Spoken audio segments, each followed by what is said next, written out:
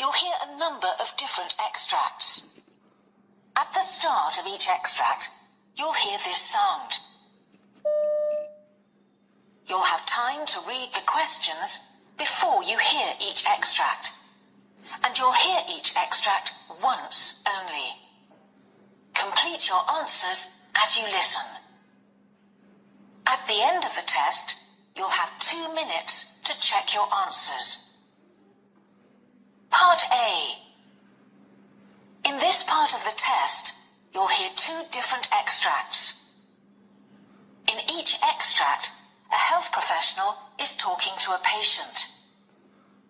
For questions 1 to 24, complete the notes with information you hear. Now look at the notes for extract 1.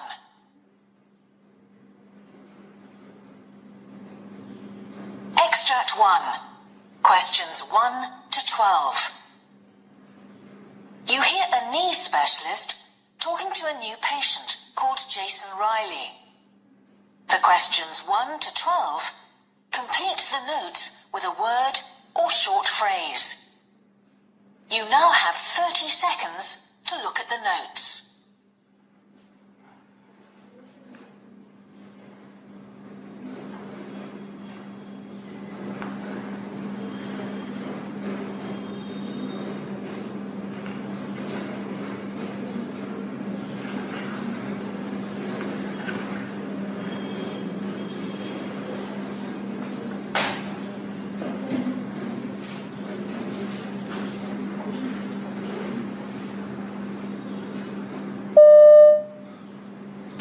Mr. Riley, you've been referred to me because of a problem with your knee. Is that correct?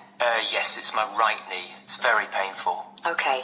I've got some information here from your GP who's treated you for bursitis. But can you tell me about how this developed and what's happened so far? Well, about 2 years ago now, my knee, this knee, swelled up and was really big. It didn't hurt, and it just looked really strange. I'd been on a week's golf holiday in Portugal, and the knee was a bit dodgy all the time I was there. Well, when I got home and the wife saw it, she sent me off to the GP straight away, who said that it was what people used to call housemaid's knee. That caused a few laughs at home, I can tell you. Then I remembered that my mum used to get that in her shoulder. It's really called bursitis, isn't it? Yes. But he said not to worry, to rest up a bit and wait and see if it went away. And it did in a few weeks. Right. So I was okay for a while. Then, about a year ago, I got a new job. I used to be a painter and decorator, but I retrained as a carpet fitter. So I'm on my knees quite a bit. Goes with the job. And after a while, this must be about 6 months ago, the knee swelled up again. It looked really red this time, and I had a sort of dull pain as well that got worse. Okay. Also, I felt slightly shivery and feverish. The GP said I probably had an infection and gave me some antibiotics for 10 days or so. That seemed to do the trick, and I felt much better, but the knee was still a bit swollen, and it ached sometimes. Did you try painkillers? Oh, yeah. After a bit, the doctor suggested ibuprofen, but that always seems to give me a tummy upset, so I stuck to paracetamol. I'm still using them on and off. At work, they put me on to doing things that didn't need a lot of kneeling when I first went back, but only temporarily. And I put ice packs on my knee to bring down the swelling as often as I could, every few hours. I tried to take breaks too. Oh, and my GP suggested some exercises to protect the knee, lying down on my back and raising the leg. Yes. Which seems to reduce the aching. In bed, I made sure I slept with a pillow under it to keep it a bit higher up too. Was your knee still swollen? Yeah, it was. So then the doctor drained off some of the fluid by sticking in a needle. I remember he said he got 20 millilitres out. Right. After that, he suggested that I try some supports in my shoes. I couldn't really see the point of that, but apparently it's to do with your arches, which I guess does affect your knees. Yes. Also, he told me to make sure that I have plenty of padding on my knees when I'm at work, and I've been doing that. Good. He told me that I should think about losing a good few kilos as well, but I like my food, as you can see, and I haven't made any progress with that so far. But things weren't getting better, so then he started giving me cortisone injections. I've had 3 of those so far. And what effect did they have? They really helped. Much less swelling, and the pain's better too. But that's the problem. He now says that with those sorts of drugs, you can't have more than 3 of them in the same knee in a year. I'm up to the limit, and it keeps coming back, so really I'm hoping you'll be able to come up with something better. Okay. Well, let's have a look, shall we? If you can...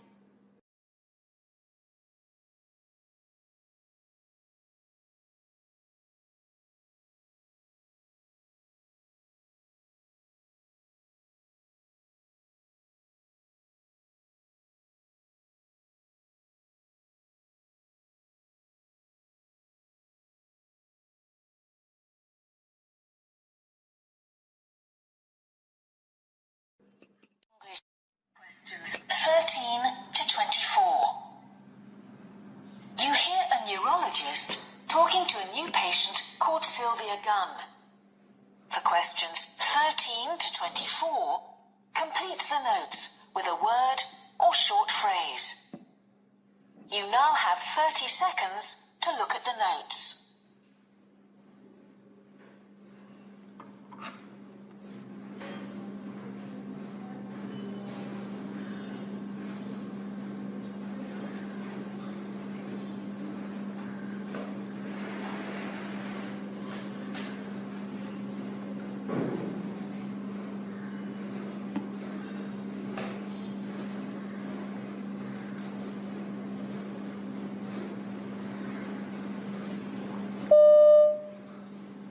Mrs. Gunn, you've been referred to me because of some pain in your face. Now, I've got some notes from your GP, but perhaps you can tell me in your own words about the pain, when it started, and what's happened since? Well, it began about 3 years back. Out of the blue, I got this terrible shooting pain in a back tooth. I've never felt anything like it before in my life. See, it was a tooth I'd had a nasty abscess on a few years before, and I assumed that it had got infected again. Anyway, I went off to the dentist as soon as I could get an appointment. So he did some x-rays, but he couldn't find anything wrong, which was very strange. Was the pain continuous, and did anything in particular trigger it? It came and went, and it lasted just a minute or so each time, but it really got bad when I brushed my teeth. I always use an electric toothbrush. They're so much better than the usual sort, but I didn't like that one little bit. I even tried to persuade the dentist to whip the tooth out there and then, because I was so sure that that was the problem. But he told me he was pretty sure there was nothing wrong with my teeth at all, and I ought to see my GP. And your GP has diagnosed trigeminal neuralgia? Well, first of all, the GP told me to try painkillers. That was to exclude things like a migraine, I think, but the pills, they didn't have any effect at all. So then he sent me off for a CT scan because he said it might be a very bad case of sinusitis. I'd had that before when I was a teenager. Or he said even nerve damage, but that was all negative too. So then after all that, the GP eventually put me on an anti-epilepsy drug, which seemed to help. I see. So how is it now? Well, the pain sometimes goes away for weeks at a time, but then it can come back a dozen times a day. Fortunately, I get a tingling feeling in my jaw when it's going to start, which I can recognize as a sign, so at least I get a bit of warning before the pain comes on properly, and I can try to find somewhere quiet to sit down. But the pain has now begun to spread? Yes. It started to happen in my eye, too, on the same side as the tooth. I was doing okay until the firm where I work moved to a new office. It's a lovely new building, and everything was fine at first until about 3 months ago when the weather started to improve and they turned up the air conditioning because lots of people were complaining about being too hot. That's when I started getting pains in the eye, and I'm pretty sure it's connected. But the system's the same all over the building, and it's not as if I'm sitting in a draft, so there's not much I can do about it. I've tried wearing glasses all the time, and that seemed to help a bit, at least at the beginning. And these pains in the eye, tell me how long they last and how often you get them. It's getting worse and worse. Over the last fortnight, it's been every day, and sometimes every hour, and it's really excruciating. It's getting me down, and I've started losing weight too, what with the worry and pain, and I've had to give up my yoga class, which I loved, because you never know when the pain's going to come on.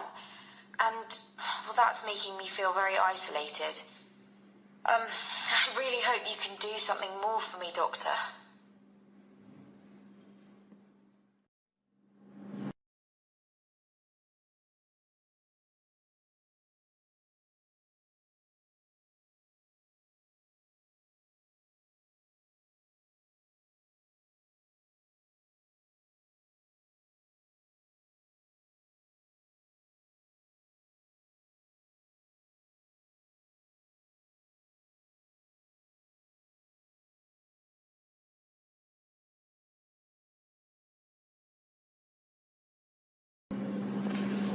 Part B. In this part of the test, you'll hear 6 different extracts. In each extract, you'll hear people talking in a different healthcare setting.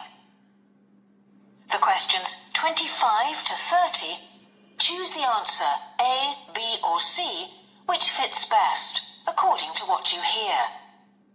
You'll have time to read each question before you listen. Complete your answers as you listen. Now look at question 25. You hear 2 nurses conducting a patient handover. Now read the question.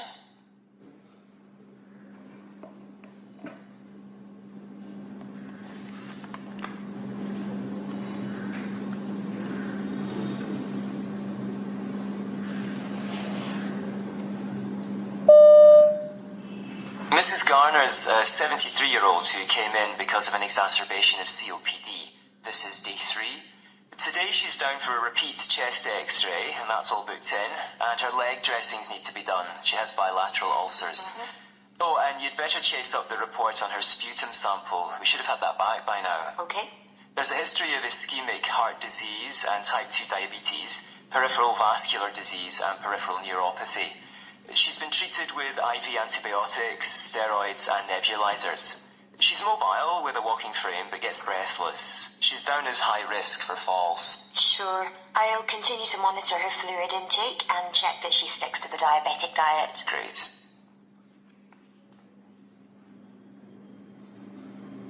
Question 26. You hear a GP talking to a patient. Now read the question.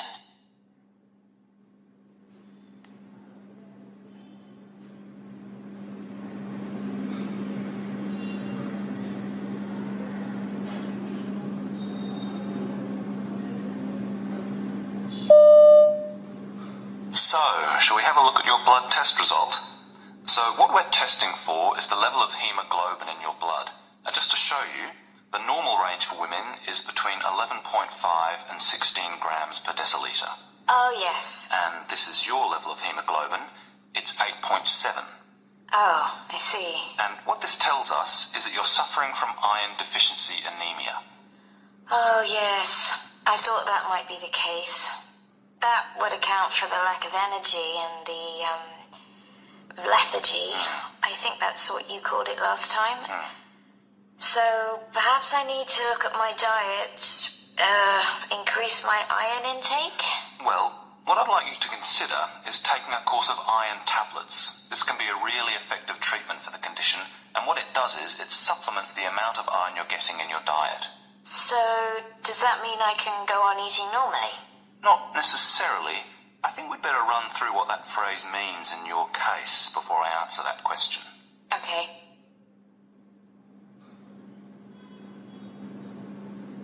Question 27. You hear a senior nurse breathe briefing a colleague about working in the recovery room. Now read the question.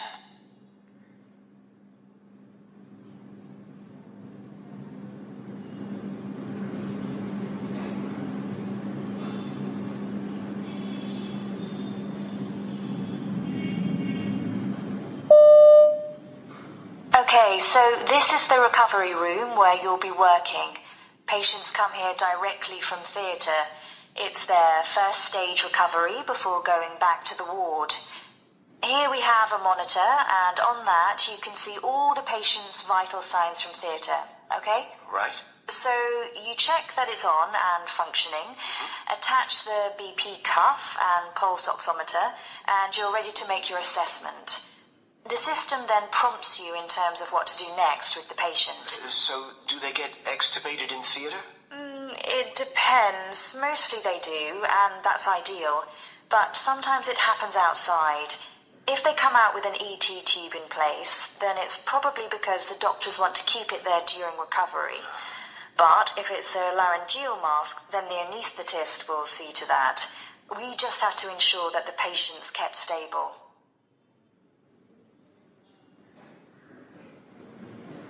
Question 28. You hear a dentist talking to a patient. Now read the question.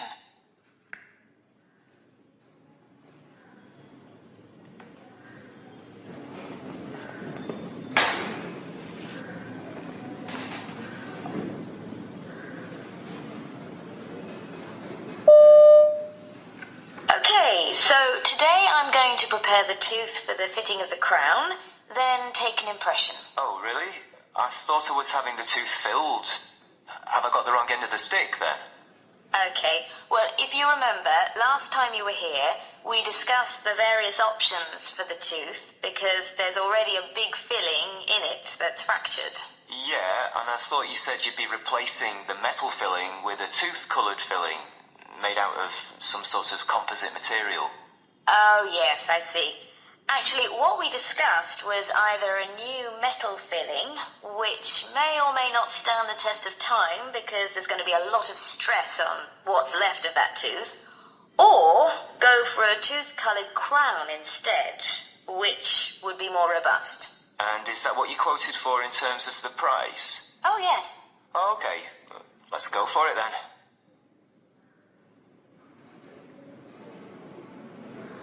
Question 29. You hear a triage nurse in the emergency department talking to a doctor. Now read the question.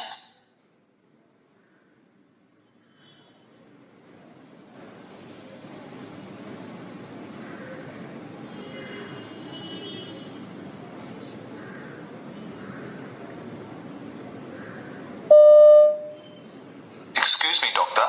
I'm getting concerned about one of the patients I've triaged this evening. He came in with pain in his right shoulder going down the arm, and I put him down for an ECG and blood work.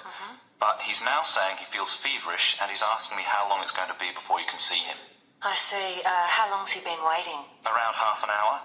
The thing is, he's got an infected wound on his leg. Says he's had it for a while, and it doesn't seem to want to heal. He didn't tell me about this initially. I've looked at the wound, and there's clearly inflammation and some discharge. But what's worrying me is that his speech is getting rather slurred, so I'm concerned that it might be sepsis.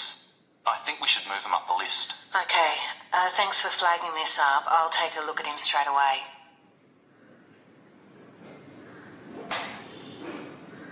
Question 30. You hear an eye surgeon briefing some new staff at the eye clinic. Now read the question.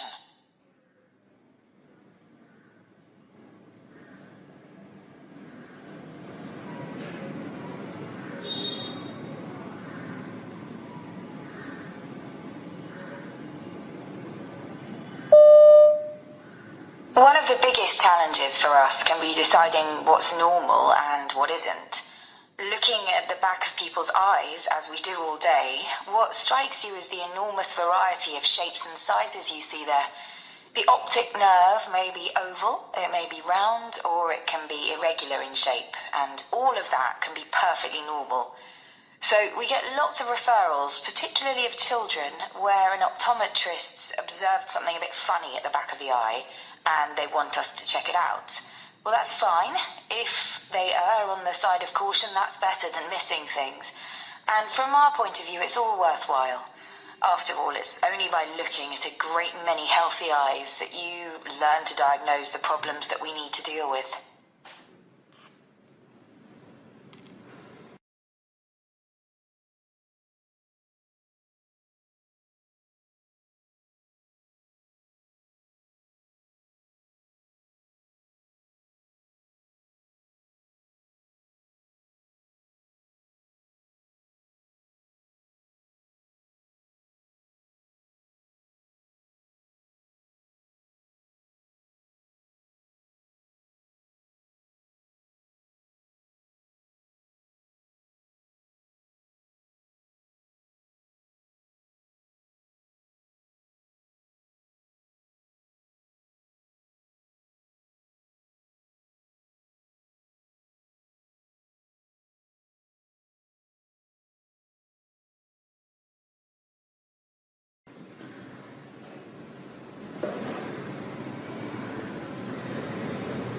That is the end of Part B. Now look at Part C.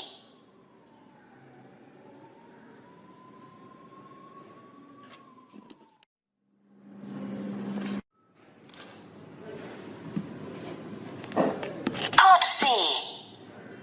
In this part of the test, you'll hear two different extracts. In each extract, you'll hear health professionals talking about aspects of their work. For questions 31 to 42, choose the answer A, B or C, which fits best according to what you hear. Complete your answers as you listen. Now look at Extract 1. Extract 1, questions 31 to 36. You will hear an interview with a dietitian called Ben Melrose, who's talking about iodine deficiency. You now have 90 seconds to read questions 31 to 36.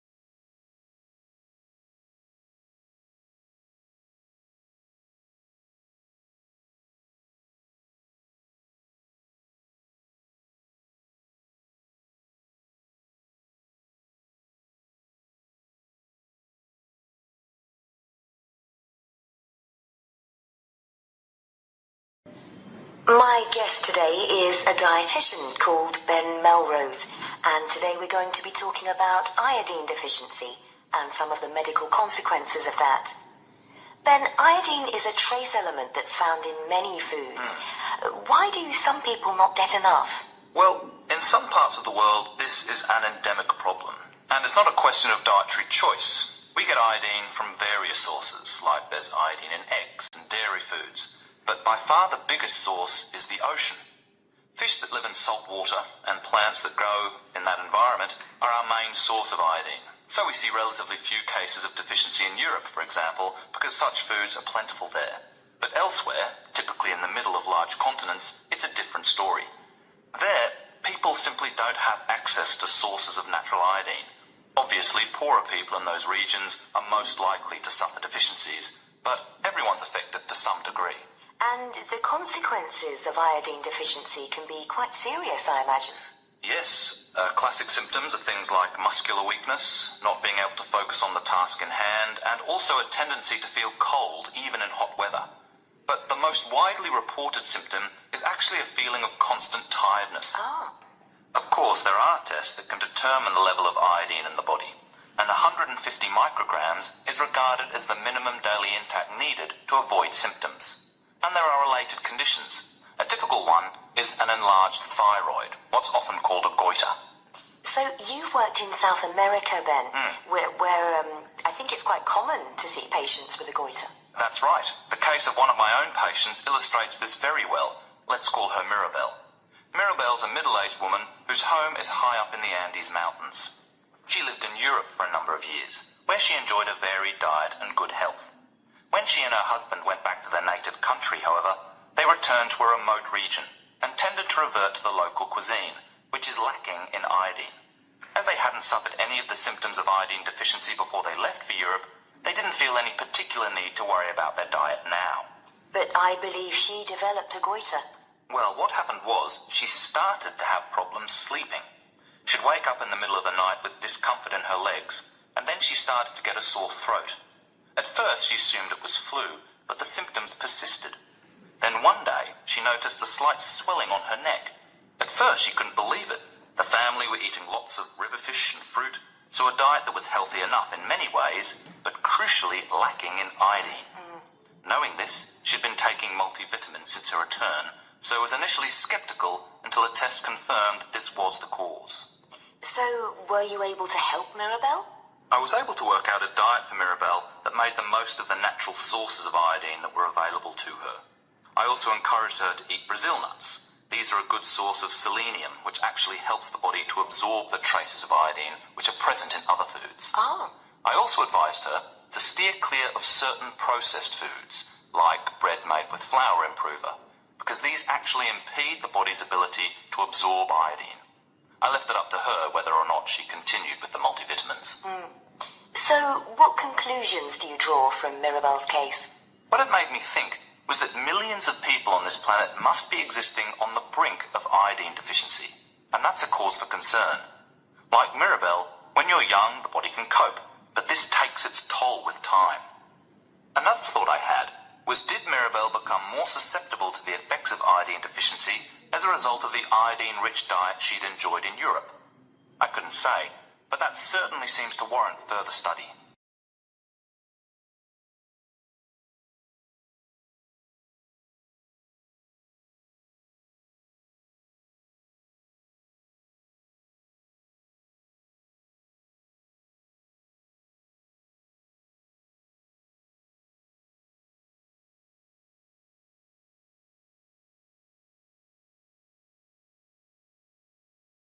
Questions 37 to 42. You will hear a plastic surgeon called Norma Woolston giving a presentation about surgical treatment for a condition called Dupuytren's contracture. You now have 90 seconds to read questions 37 to 42.